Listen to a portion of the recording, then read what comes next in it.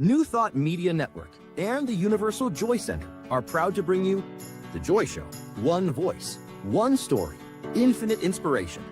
Join your host, Barbara Jean, every Friday at 3 p.m. Eastern Time or 1 p.m. Mountain Time. Tune in live or watch anytime on youtube.com/@UJOYC. The Joy Show with Barbara Jean. The perfect way to get inspired on Friday afternoons. Only on New Thought Media Network. And please like, share, and subscribe. And now, let's join Barbara Jean on The Joy Show.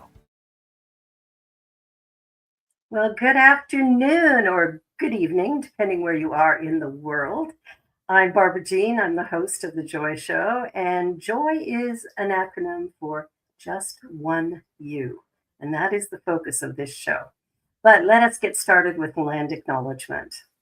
In the spirit of reconciliation and peace, we are grateful for the opportunity to meet on these sacred lands. We thank the generations of people who have taken care of this land for thousands of years. We recognize our oneness, we realize our history, and we choose to create a new reality. We are one. Miigwech. Well, the Joy Show. Well, today's show is not about fixing yourself. It's about discovering that nothing essential in you was ever broken. So why share this topic? Well, obviously it matters, right? This matters personally because your work, your spiritual path, or what you witness in people. So healing is not creating something new. Healing is uncovering what has always been true. So it takes us back to the beginning. Joy, just one you, nothing to add, nothing to become. You are who you are and who you are meant to be. So it's perfect. Now, the core truth at the center of you is wholeness. And the key points are that there is a perfect life principle at the core of every person. Like we talk about, there's only one power in the universe, one infinite creative intelligence, and it's everywhere present equally. So that means it is being you, not separate from, not different than, not above or below, but it's being you. So spiritual healing recognizes what is already present. It's like it takes us back to the beginning when we were born. And when we were born, we were perfect, whole, and complete. These perfect beings. And then the people around us started adding and detracting and teaching and doing all kinds of stuff. And we learned a bunch of things that may or may not be true for us. So when we talk about healing, we're talking about revealing. And what I want to talk to you about today is practitioners. Practitioners are with the Centers for Spiritual Living. The practitioners are the ones that do this healing work with people. We do spiritual mind treatment. And our role is not to change anyone or anything, but rather to uncover whatever it is that needs to be revealed.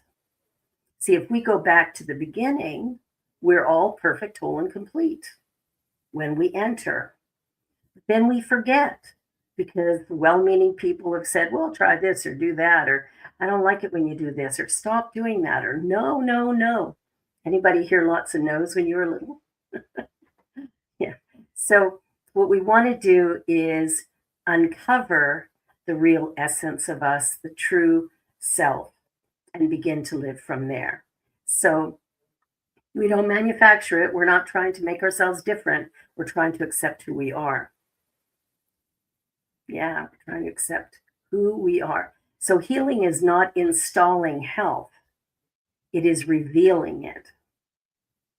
And we know it can be because we know we've healed of certain things. Like if you've ever had a cold and you got over it. Well, if you got over that cold, it was healed, correct? It was, yeah. So anything that's going on for us, health is our natural state of being, so it will always be there. And we might have a mask over top of it that says flu or cold or whatever. but it's simply a mask over top of the truth. And we can reveal that truth. Um, I wanted to share a story. Just, when you look at a bright lamp in the center of a room and someone drapes a cloth over it, something really thick, the room goes dark. Did the light go out? It was just covered. It was just covered. It didn't go out. It was covered. And because it was covered, it could no longer illuminate the room around it, right? So the light did not go out. It was covered. And that's the same thing with each one of us. We're not healing our broken self. We're revealing our divine wholeness. That's what we're doing. So healing is removing the coverings of fear, belief, trauma, conditioning, so that we can let the light shine again. So your light doesn't need to be repaired. It just needs to be revealed. Yes, simple, right? Well, it sounds simple, but it's not the easiest thing to do, that's for darn sure. So when we take a look at the different things that are going on for us and the way we're living our lives currently, we're living a lot from past ideas or past reasoning or beliefs that we were given by very well meaning people. And we're wondering why life isn't really working for us in the way we had hoped it would. So how do we begin to shift that? We can do spiritual mind treatment, we can do affirmations, we can do denial, we can deny the power of whatever this thing is that's going on. We can recognize that there is, different paths work for different people in different ways. So we can learn a way that works for us. So the method is, well, the method matters less than the realization. So when you realize who you are, when you start to work with the ideas, pardon me, of affirmations and denial and treatment, what you're doing is you're basically sending a message to yourself saying, I am ready. I am ready to live in a new way. I am ready to find my true essence. I'm willing to live from that. I'm confident it will be good and great. And so we change it because we know the method is not sacred. The awakening is. It's time for us to wake up, however we do it. So, I remember somebody telling me once that when they were little and, their parents wanted them to learn how to swim, the father just threw them into a pool. Well, that's one way, I suppose. I didn't think that was probably the best way, but in the case that I'm talking about, the person did swim and they did live, but they were also traumatized. So I'm not sure that that's the best, but we learn to swim by lessons. People show us how to do it and we learn. Some people just jump in and figure it out. And some need flotation devices first. I need my life jacket.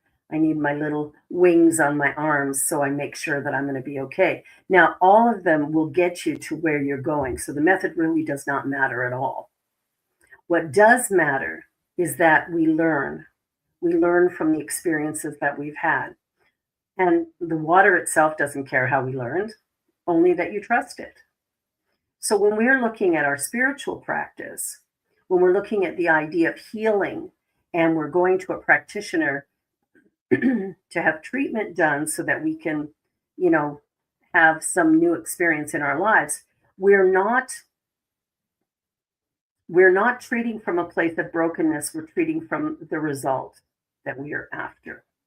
So when we do treatment, we're talking about what the person wants. And if you're treating for yourself, what is it that I really want? And then the second question that I always ask people is, how would you feel emotionally if you had it? How would you feel emotionally if you had it? And here's the thing about the emotions. We can tap into immediately. easily. So if we think we're going to be more joyful because we have a job, then we treat that my work is satisfying and rewarding, it is powerful and fulfilling, and I'm deeply grateful for it. And as a result, I feel a great sense of relief and joy and excitement about moving forward. So we create something that speaks about it as though it were already done. We speak about it, in the first person in the present tense because we want to affirm what it is we say we truly desire. We don't want to put out a message that, well, hopefully one day, maybe if I'm good enough, it'll show up. That's how we've been living up to now, maybe some of us. Now it's time to go, wait a minute, I'm one with the divine. The divine is being me. Why not tap that resource? So we tie in our spiritual practice through meditation, maybe therapy, that's not a bad idea sometimes, prayer, or what we call spiritual mind treatment, and conversation. Talking about things that bother us, talking about things that are upsetting or difficult is really important to our well being. Community as well. We need a community. And then we get those insights. We're somewhere doing something, we get some insights as to what is next for us to do. And so when we're meeting with a practitioner, we're telling them what we want and how we'd feel if we had it. And then that person is going to do a treatment for us. Now, when a practitioner is treating, now you heard me treat in the first person, right? I am. I am health. I am well being. I am one with this divine presence, right? That's how we do it. And if I'm doing that, I am making sure that I'm clearing my mind of all negativity. So if I'm treating for you or for myself for that matter, I want to clear out all the things that say, no, it can't happen. No, that's impossible. Not likely. Who do you think you are? That's selfish. All of that stuff needs to be erased completely. And what we do is we stand instead in the idea that I am one with this infinite creator. And because I'm one with the creator, I'm one with life. And I'm powerful, and I'm creative, and I'm intelligent. And I'm willing to live in a really big and broad way. I'm willing to stand out in a crowd. I'm willing to be all that I was created to be. So we begin to tell a story. Now, we might sit back and go, well, but that story hasn't happened yet. Well, that's okay, because the minute we believe it, it will happen. It will happen without a doubt, as soon as we believe it. Okay? So there's those moments that allow us to uncover a new idea. And I remember many years ago, I had a spiritual epiphany when I was 27 years old. And in that moment, I knew God as love. It was so clear. I could feel it in every cell of my body and every cell of my being. And I was in a fundamentalist Christian church, the Nazarene church. And I stayed there for about a year and a half. I was just trying to get more information about this experience I was having. But here's the interesting thing about that. I had that revelation on a Sunday night. The following Saturday, I had the realization that if I continued to be a smoker, that I would be hauling around an oxygen tank by 40. Like, I was really clear about that. And in that moment, I decided to quit smoking. So I finish off the pack I had because, I couldn't throw them away. They were a whole $2.10 a pack back then. Now I think they're like $20 a pack. I don't know. They're expensive anyway. But I'm looking at this going, I can't keep doing this. And the gentleman I was married to at the time turned around the next morning when I told him I quit. He ran out and bought me a pack of cigarettes because I tried to quit a few weeks earlier and I became just this massive, nasty person. And so I finished that pack and I said, do not buy me anymore.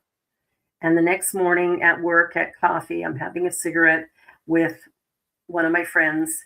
And I looked at her when I butted it out and I said, that's the last cigarette you'll ever see me smoke. Until the next one. Well, here's the thing. Not only did I never have a next one, I never had a craving. Never. There was never a moment where I thought, oh, I could really use a cigarette right now. There was never a moment when I even thought about cigarettes. It was like I'd always been a non-smoker. It was very, very miraculous in my mind. And at the time, I believed that God healed me. What I didn't realize was I healed me because the universe is being me. So I healed me by creating a whole new thought, one that was so powerful, it actually undid all of the usual trappings around quitting something like smoking cigarettes.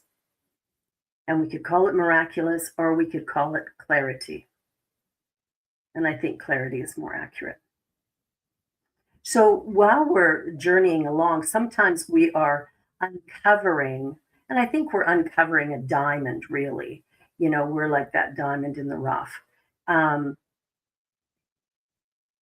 when you go down to this idea that I am sufficient, when you get to that place of going, the life that I've lived has brought me to now, and now is a pretty great place. So I'm going to do what I can here. When we begin to do that, we start to realize our potential, our value, our worth, and we start to see that we really are that diamond, that we really are this rare, precious element. And we're sticking with that, right? We're uncovering what was always there. It was never somewhere else. It was never withheld from us. It was always there. So the treasure is already present. You are you, and you have been created to do something in this lifetime that serves all of humanity. I believe that. The garbage that would be covering that diamond, that perfection, is false belief and fear and self judgment. And none of those things have power unless we give it power. That's the only time it does. And spiritual work is about removing all of that stuff that is blocking us from realizing our own divine perfection. So we're really having to look at ourselves in a new way, because the truth is nothing real can be damaged. Nothing real can be damaged. So the essence of us, which is the real us, the part that is one with the universe, that part of us has never been touched by anything. Doesn't matter what negative experience I had. The essence of me is still perfect, whole, and complete. I might not feel that way. But the truth, that is the truth, that I am in fact perfect, whole, and complete. So the idea that, we're broken or flawed or that we're not enough, these were ideas that were given to us by well-meaning people who were trying to control or manipulate the way we behaved or how we showed up. They wanted us to be different so they could feel safe. What little kid hasn't said something really embarrassing around their parents? Mama, didn't you say that Auntie Joan was like this really ugly, awful person? Oops. What are the things that we're covering up? What are the things we're not talking about? What are the things that we're holding back because we're afraid of them, when the essence of us has never been touched? It's never been touched by any of that. You're not becoming whole. You are remembering that you already are perfect, whole, and complete. You've always been that. You've never been anything else. Perfect, whole, and complete. So, let's say, someone reaches for their glasses, in the drawer, the counter, purse, getting more and more frantic, only to discover that they've been with them the whole time, right? How many of us have done that? I know I have, where I'll have, usually for me, I don't usually put them on my head. I usually drape them in the front of my shirt. And then I'm busy looking around because I need to read something and I can't find my glasses. I mean, have we not done that before, some of us? Or other things that we've needed that we've kind of set aside and we go, now, where is it? I've lost it.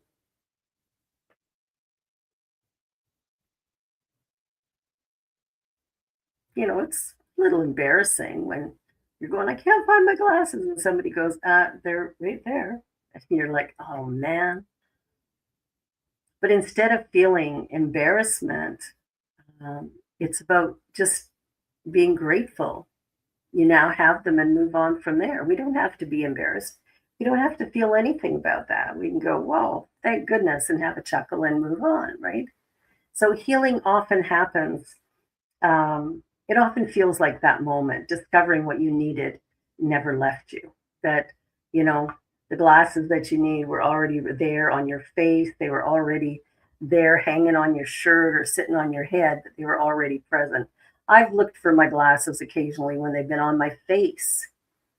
You would think think that I could see them, but actually I'm looking through them and not actually seeing them in the same way. So it's really important that as we move through life and as we ask all these different questions, that we take the time to really integrate what it is that we're learning. We want to make sure that we're not just putting in time here, we're actually living to our full potential. And if we are, or even if we're not, we can always go to a practitioner for support. Talk to that person. They do charge a fee. Usually it's not very much, but they do charge a fee for their service, like most people do. And their service can help you to reveal a whole new way of being, a whole new life for yourself. So we just want to pay attention to the things that are going on and realize that healing is not a time of, oh, I got to be a different person. No, it's I got to be me. That's what healing is. It's actually revealing. So I don't know how many of you have had moments of great difficulty, but I've been married a few times, and a couple of those times were really, really difficult, really hard, because the men were angry, violent, and I ended up on the wrong end of all that. But here's the thing that when I walked away from that second bad marriage, it was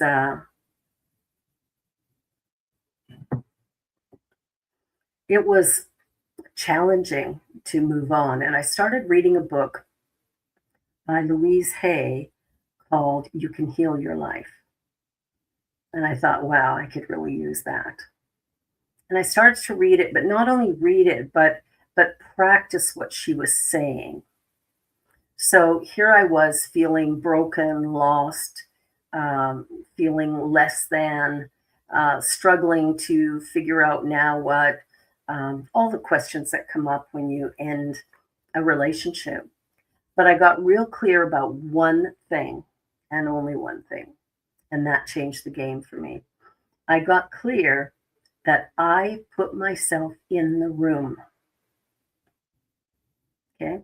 I'm not to blame for what he did. I'm not to blame for his behavior. And I'm not letting him off the hook.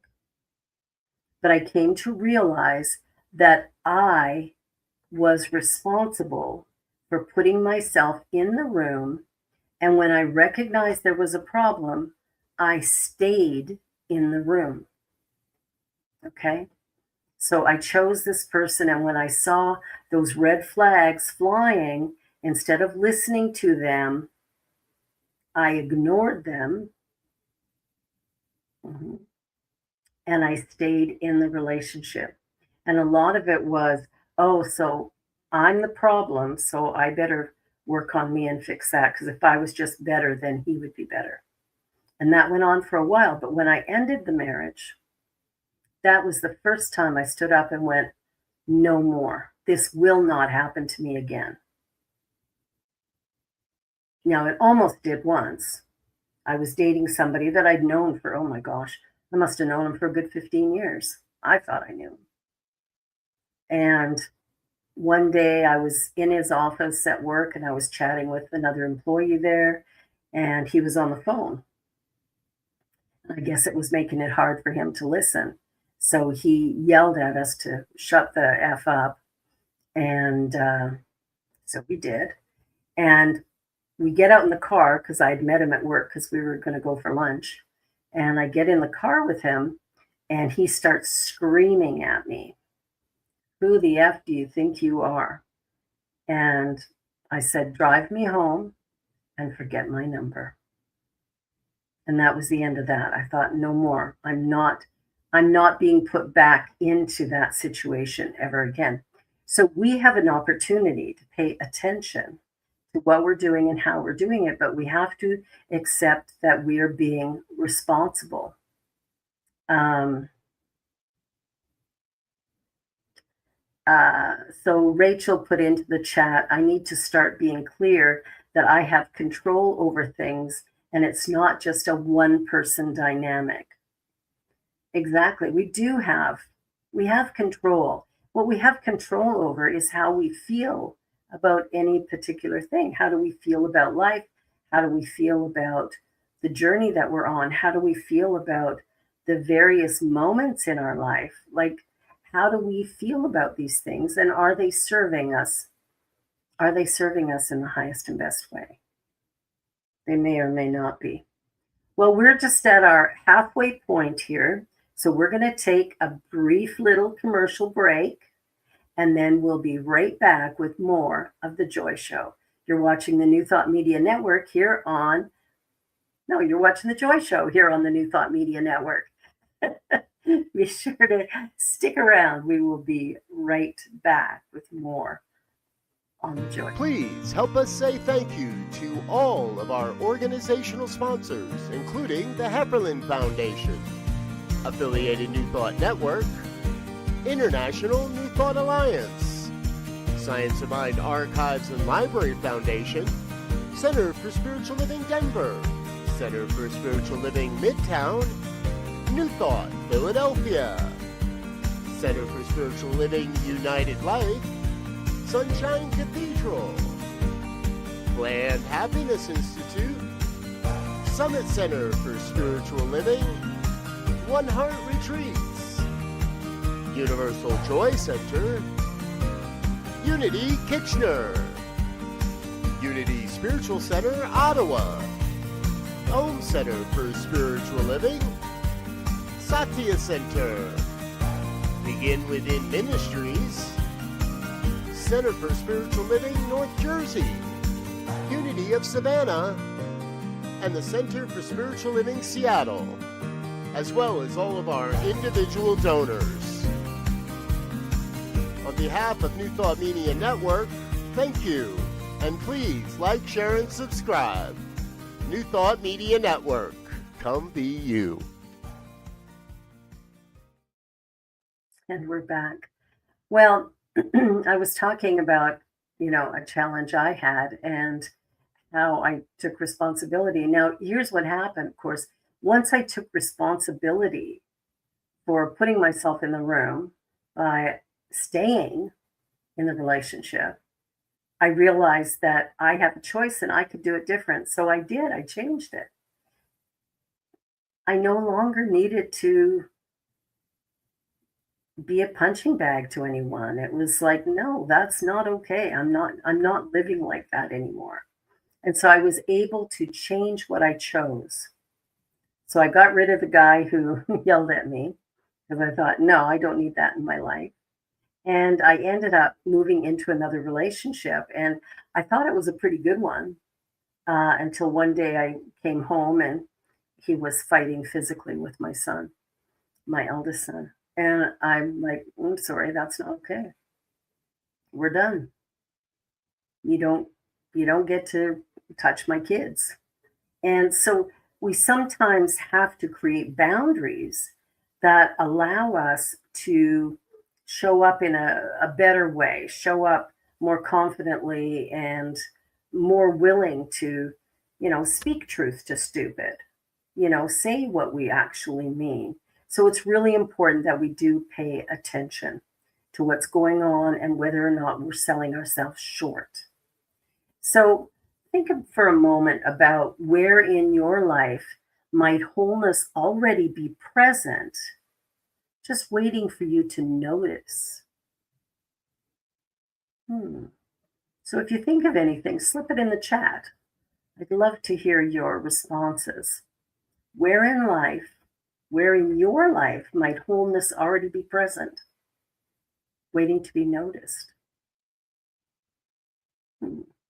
So healing as a revelation. It's about opening up to a new idea. And practitioners are trained to work with us one on one. And when they are working with us, they go into their own self to know our innate perfection. And they treat until they have that full awareness and that full understanding, because they need to be in a position where they will turn around and see you as perfect, whole, and complete, not as somebody who is broken. Um, so Rachel Allen put in the chat, would being grateful contribute to being whole or as one with your truth? And yeah, gratitude is a big way of showing that we're present, that we're in the moment, that we're acknowledging what's happening now. And so gratitude is huge. The, I don't know, 15th century monk, um, maybe Meister Eckhart, he said, if gratitude was your only prayer, it would be enough. It would be sufficient. So living in a state of gratitude is incredibly powerful. So to be grateful for everything, be grateful for the bills that come in because they let you use a service prior to billing you. Like, how great is that? Or be grateful for the people in your life. Be grateful for your body, for your health, whatever it is, good, bad, or awful. You have a body and you're here for a reason. Just like all of us, we're here for a reason. So I invite you to really begin to explore who you are. And if you need support, talk to a practitioner. The Centers for Spiritual Living, you can go on to the main website and find someone. Hell, you can find someone right here on New Thought Media Network. We have daily prayers going on. We have lots of stuff going on here. So again, you can find a practitioner right here. There's a bunch of them doing shows, so you can get right in there and get the support that you need. The journey that we're on is to recognize that we're on a journey and it doesn't have a destination. It does not have a destination. And we're always looking for the end. And at the same time going, but I don't want to die. Well, that's the end of this incarnation. So if that's not what we're looking for, then what are we looking for? And are we ready to have it now? And then we begin to do treatment. We begin to look at what we're doing and how we're doing it. We look at what we believe about life, what areas of our life are hard, which ones feel comfortable. And then from there, we begin to construct something brand new. See, we don't have to stay in our struggle. That's absolutely not necessary. We don't need to stay there. We can let that go. And where does that struggle and suffering come from? Our thinking. Yeah, it's our thinking. See, somebody said something bad to us, when we were 5, and we've managed to bring that pain into our lives today. We remember the event. We feel the same emotions we felt at the time, maybe expanded even bigger. But the event didn't happen today. It happened 60 years ago. Why am I reliving it now? These are all choices. I know it doesn't feel that way. A memory pops up and a feeling gets attached to it. But what if the memory popped up and there was no attached feeling? What if we go, oh yeah, I remember that, but there's nothing more. We don't feel the pain of the past. We don't feel the disappointment or the shame or the upset. We don't feel any of that. We just remember that it actually occurred. And we go, wow, that was interesting. But we don't have to let it derail us. Rachel asked, can someone be whole while still feeling broken in some areas? Yes, because you are whole. You are perfect, whole, and complete. Now, your life might not be reflecting it at the moment, but that's the reflection. Doesn't change the truth of who you are. So you have to come back to that idea that I am perfect, whole, and complete. I'm not sure I believe it from my physical self, but I'm going to begin here. I am perfect, whole, and complete. See, revelation doesn't make you whole. It shows you that you always were. So there's nothing, you're welcome, Rachel.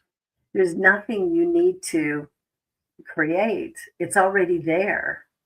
It isn't something that you deserve if if you're good, if you don't go out to the bar on Saturday night, or, you don't have a one night stand while you're out there. Well, okay, I'm a good person, so I get to. No. It's not about that. It's not withheld. It's not conditional. Every single one of us is perfect, whole, and complete. Every single one of us is a part of this divine oneness. Every one of us is one with God. Whether we like it, believe it or not, it is. And because it is, we can choose to listen to that, or we can choose to act out in different ways. We can choose to show up in a different way. We can choose to do something different. So healing is remembering. It's remembering who I really am. And recognizing that nothing essential can be lost. Nothing essential can be lost.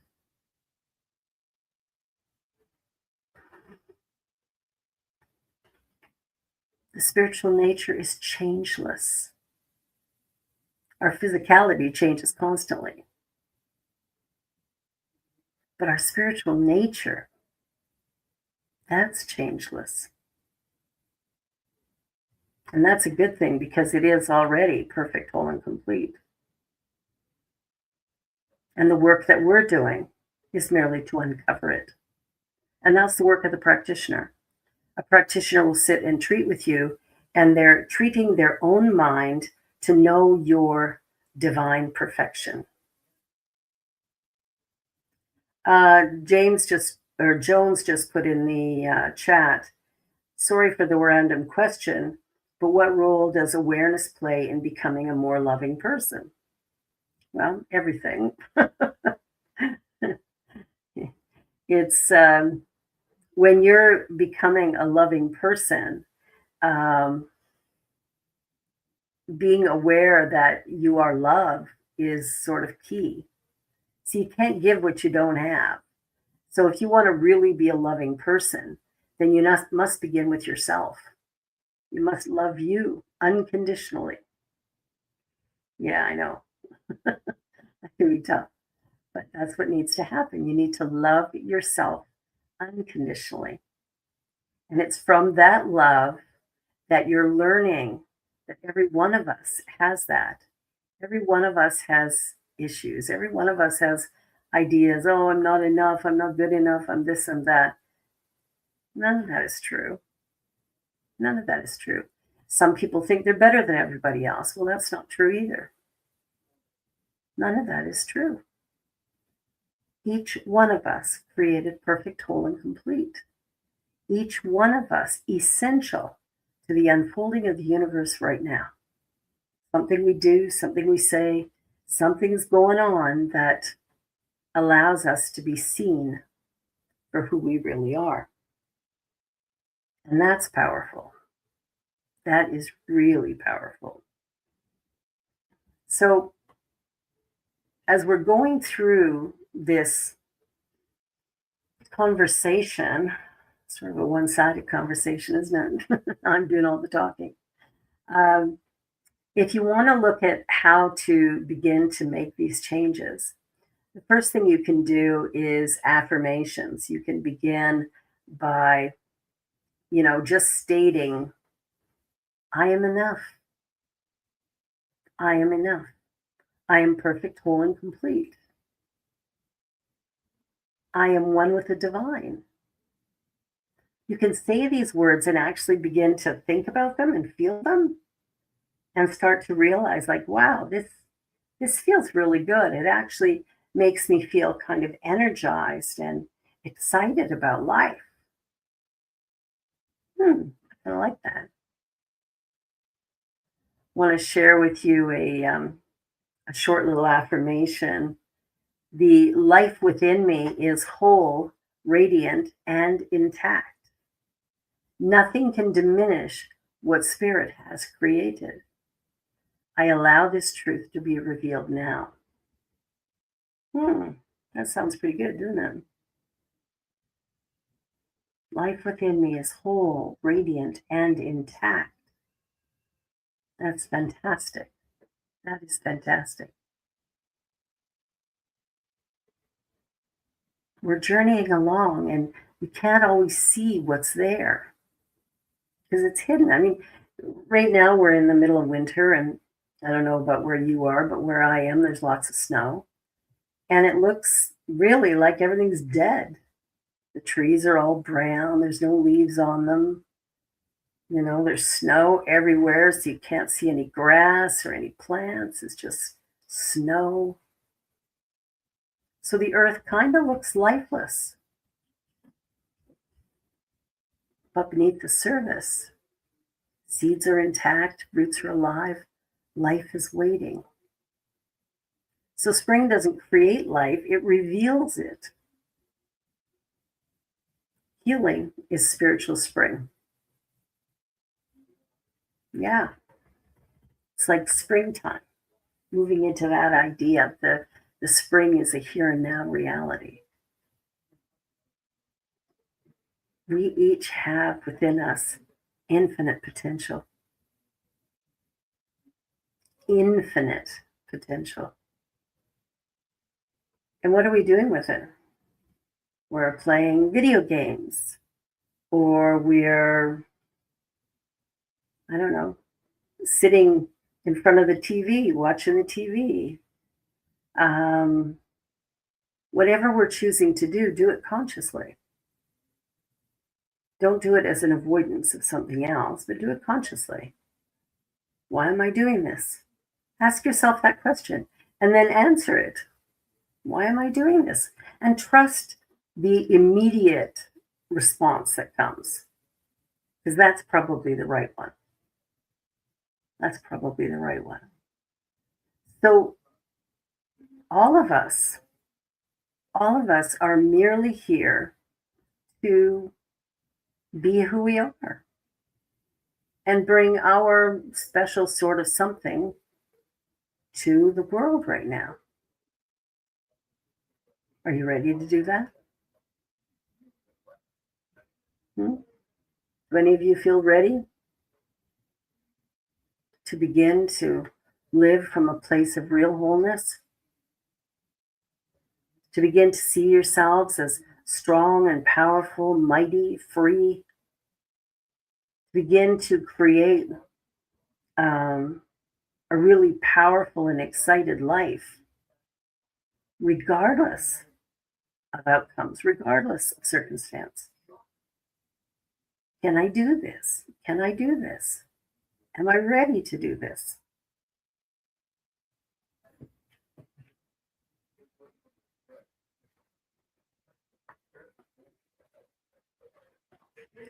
We've been taught that somehow we're less than, broken, flawed, that somehow we're not good enough. And I'm here to tell you that was all a lie. None of it was true. None of it was true. The truth is that when we're born, we come into an experience with adult people who may or may not know how the universe runs. They may or may not know what's coming next. They may not know, where things are for each and every one of us. So they're guessing. They're saying things that will make them more comfortable. So pay attention when somebody is telling you what you have to do. Take that have to with a grain of salt and just ask yourself, just go within yourself and ask, is this really what's best for me? Because if it doesn't feel like it is, then I can assure you it isn't. Okay? It isn't. If it doesn't feel like it's good for you, it isn't good for you. Okay? Makes sense? We're all happy.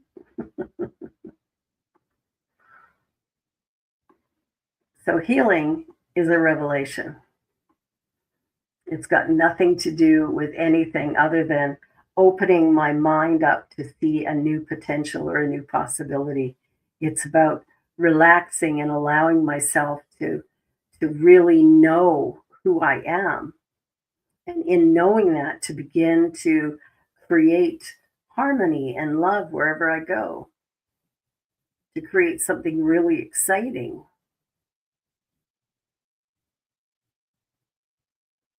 We all have the potential. What are we doing with it? What are we doing with it?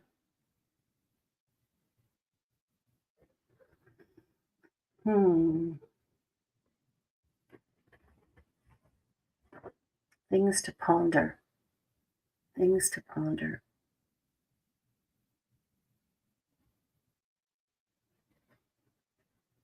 Life is happening. It is.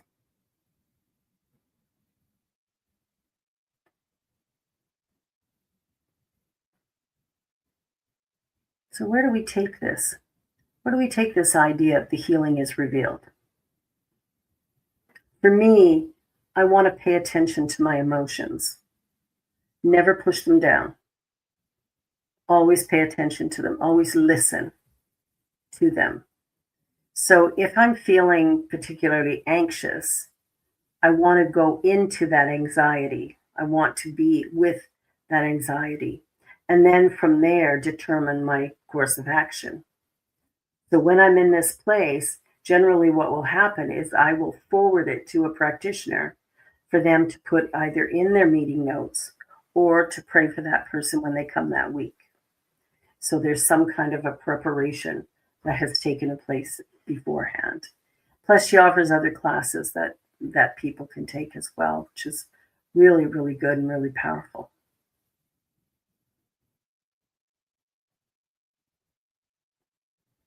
and I'm complete.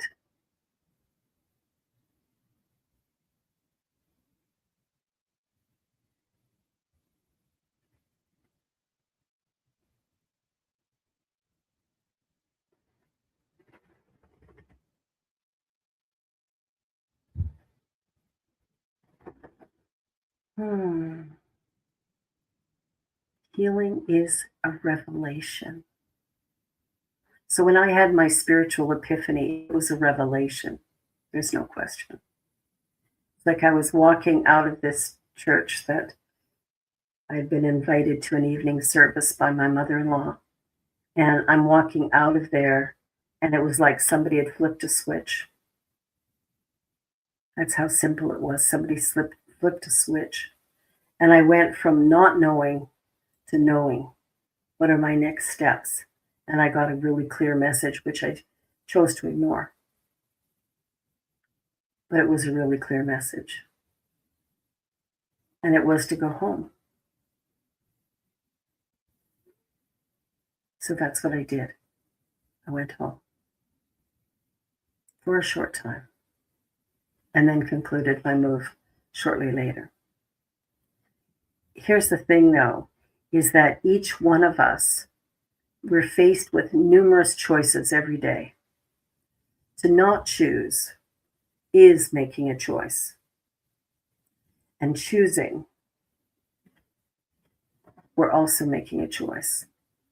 And when we look at the choices that we make and the way that we're doing things, we can begin to see why life looks the way it looks.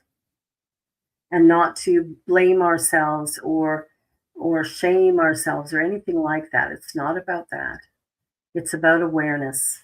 When I become aware of what I'm doing, when I become aware of who I am, I show up in the world differently. I show up in the world with a greater sense of possibility and opportunity. I show up with a sense of aliveness and celebration. So, how are you showing up today? Are you in that really great place, or are you still trying to find your way? Are you feeling really satisfied with your life and your journey? Or are you struggling day by day? Either one is just the experience you're having. Not good or bad or right or wrong. It just simply is. And the minute we can take our energy off of what's happening, we begin to free ourselves. We free ourselves to experience a greater possibility in our lives. And we all have the capacity for that. In Living the Science Mind, Ernest Holmes talks about this topic. Healing is a revelation. And when we look at that idea that healing is a revelation, we start to see how he viewed life and the world. And that was different from many of us who are, struggling with whatever. We're not finding it easy to, really open ourselves up to new ideas. So it's important that we do that. It's important that we start to see the potential that we possess already. And when we look at the work that a practitioner does, the practitioner is going to see our perfection. Okay? They're going to see our perfection. They're going to treat for what it is they believe about us. And it's not that they're going to change us, they're not. But what they're going to do is reveal that sacred self within themselves, which then allows me to see it. So it's important to just get a sense of, where I am and what I'm doing and what's happening. And am I okay with just being with whatever's going on? Like, can I simply be with it and not get too caught up or too worried or whatever the case may be? Can I surrender into the moment? And surrender is not about giving up. It's about allowing ourselves to be in the flow of life, to be fully present in each moment so that we begin to create something really spectacular, something really beautiful. So now what? Where do we go from here? Well, I believe we have one more slide, and on that slide is, just some information that I wanted to share with you. Like, do you have a story you would like to share? If so, just send me an email, hello@barbarajean.ca. And just send me a brief email saying the description and why you or someone you know would be a great guest on the Joy Show. Yeah. Because sometimes I do them solo and sometimes I do them with guests. And it's great to have guests where we can turn around and I can ask them questions about their lives and their journey. And really, what we're doing is we're celebrating each person's accomplishments as they begin to create a life that works really well for them, but a life that honors all life, which is definitely harder to do. It's easier to just love ourselves, sort of, for some of us. And then for others, it can be a bit difficult, but we want to pay attention. So I want to give you an exercise to do, and I want you to stand in front of your bathroom mirror and look yourself directly in your eyes. And as you're looking directly into your own eyes, I want you to say to yourself, I am enough. I am enough. There is nothing I need. There is nothing lacking in my life or in my experience. I have enough. I am enough. Doesn't that have a nice ring to it? Say that to yourself. Just put your hand on your heart and just say, I am enough. I am enough.